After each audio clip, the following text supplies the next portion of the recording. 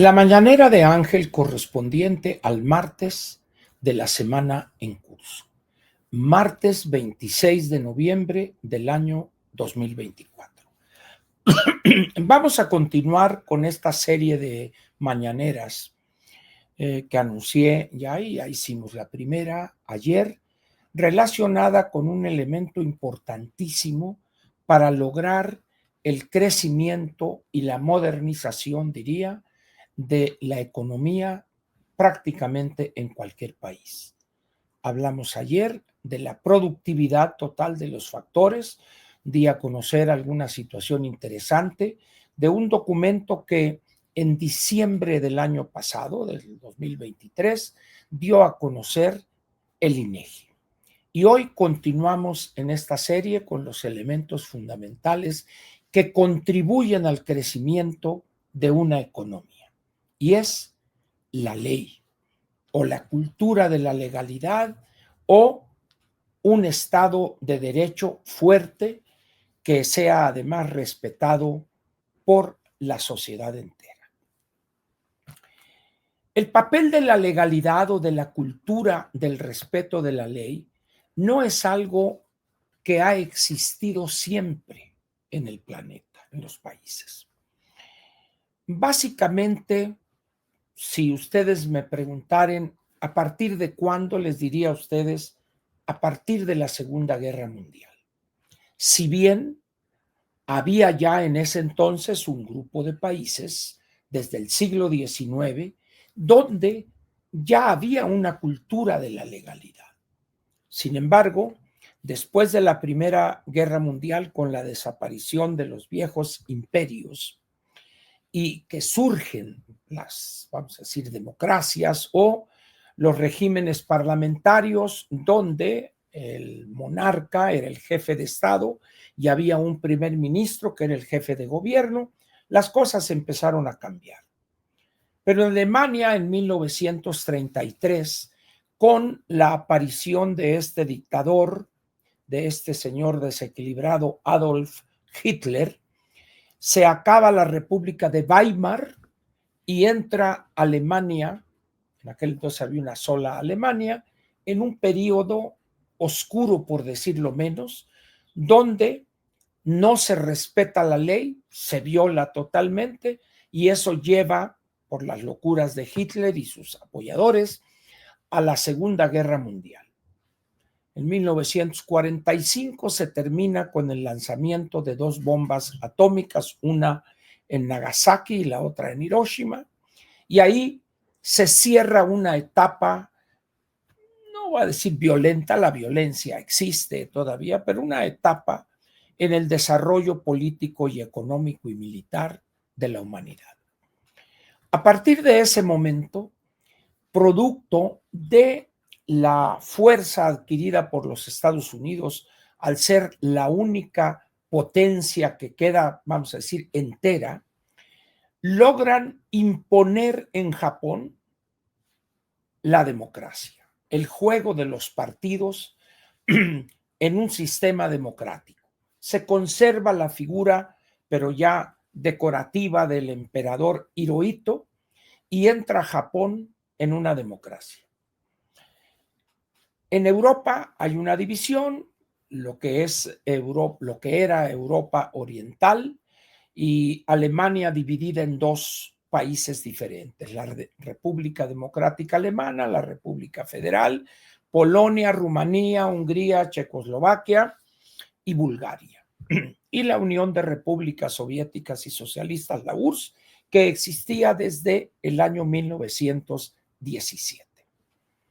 Y empieza una nueva etapa ya no violenta, pero donde el comercio, el intercambio de bienes y mercancías empieza a dominar el mundo, a definir las características de las nuevas relaciones, pero con un lastre todavía en algunas regiones de países que eran colonias. Fundamentalmente esto era en África y en una parte de Asia. Para principios de los años 50 o fines de los años 40, América Latina prácticamente no había una colonia, salvo quizá Belice, por ejemplo, ¿no?, que era una posesión británica. Pero en términos generales podríamos afirmar que todos los países latinoamericanos habían alcanzado desde el siglo XIX su independencia. África era una situación aparte, donde todavía entrados los años 60 había colonias, y en una parte de Asia, particularmente en Indochina. Pero el mundo avanzaba ya a las economías abiertas. Empezaron los 4 tigres asiáticos, Taiwán, Corea, Singapur, y creo que el otro era, no me acuerdo si era Tailandia, ¿quién era?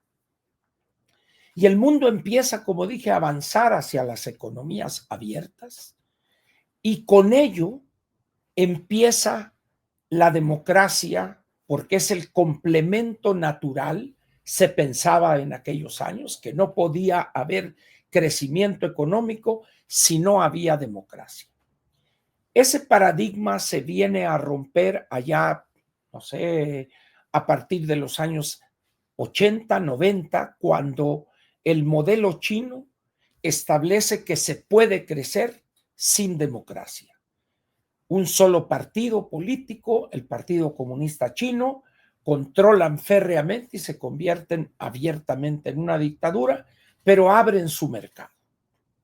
Entonces se genera un nuevo modelo donde, a querer y no, hay control político de parte de un solo partido, estableciendo de facto casi una dictadura, un gobierno totalitario en algunos de esos casos, pero la economía abierta. ¿Y qué sucede a medida que va abriéndose más y más la economía? Empiezan a surgir grupos sociales más educados y que, producto de su éxito empresarial, empiezan a querer gobernar. Eso incluso hoy se presenta ya en China, en Vietnam, por ejemplo, y en otros países. De tal manera que ese tema, la democracia, la apertura económica y las condiciones para crecer, establecen una nueva área que se llama en economía la teoría del desarrollo. Y llegamos así a una pregunta importante: ¿por qué crecen las economías o por qué tienen éxito las naciones, los países? Y ahí es donde los estudiosos llegan a una conclusión muy interesante. El papel de la institucionalidad en un país, o dicho de otra forma, el respeto de la ley. El respeto de la ley se convierte en un elemento importante, primero para generar confianza en el comportamiento, en la conducta de la clase política, y para atraer inversión a ese país. Pasan decenios y está el modelo chino que algunos países han adoptado. El caso de Vietnam sería el más acabado, pero empiezan hoy a darse casos en el mundo donde la democracia se utiliza para acabar con la democracia. En América Latina tenemos el caso de Venezuela, de Nicaragua, Cuba medianamente, ¿verdad?, y otros países, Turquía en el Asia Menor o en el Medio Oriente, el caso de Hungría en Europa, y casos así aislados. Pero en términos generales, la existencia de un Estado de Derecho o el respeto de la ley, o como diríamos a contrapelo del loquito que teníamos de presidente, para que haya confianza del inversionista, para que haya inversión, para que haya crecimiento y desarrollo, la ley tiene que ser la ley. De tal manera que aquellos países, lo vean ustedes, véanlo en Venezuela, véanlo en Cuba, véanlo en Nicaragua y en algunos otros países, donde no existe una cultura de la legalidad, un respeto de los contratos, de los derechos privados de propiedad, se puede afirmar que ese país no tiene la confianza de sus inversionistas y menos la de los inversionistas del exterior. Asimismo, los de fuera dicen: veo con recelo, no van e invierten en Nicaragua o en Venezuela, tampoco, por el contrario, abandonan. que es lo que hoy empieza a darse en México. Les voy a dar unos números, o eso los reservo para mañana en la nueva mañanera, donde van a ver ustedes números muy interesantes sobre la inversión extranjera directa y que tiene que ver la caída de esos montos de manera significativa con las violaciones sistemáticas de la ley, pero no por parte de los particulares, sino por parte del gobierno federal mismo y también del Congreso, de las dos cámaras del Congreso de la Unión.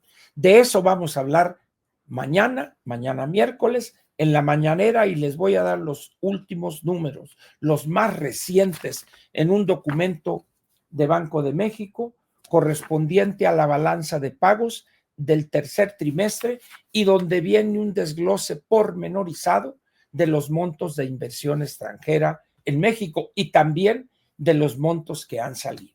De eso hablaremos mañana para complementar el efecto de la productividad total de los factores y de las instituciones y el respeto de la ley.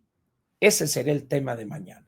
Gracias por su presencia aquí en la mañanera de Ángel y por favor, los espero aquí mañana para redondear este concepto del Estado de Derecho o de la cultura de la ley. Gracias. Nos vemos mañana a las 6 de la mañana.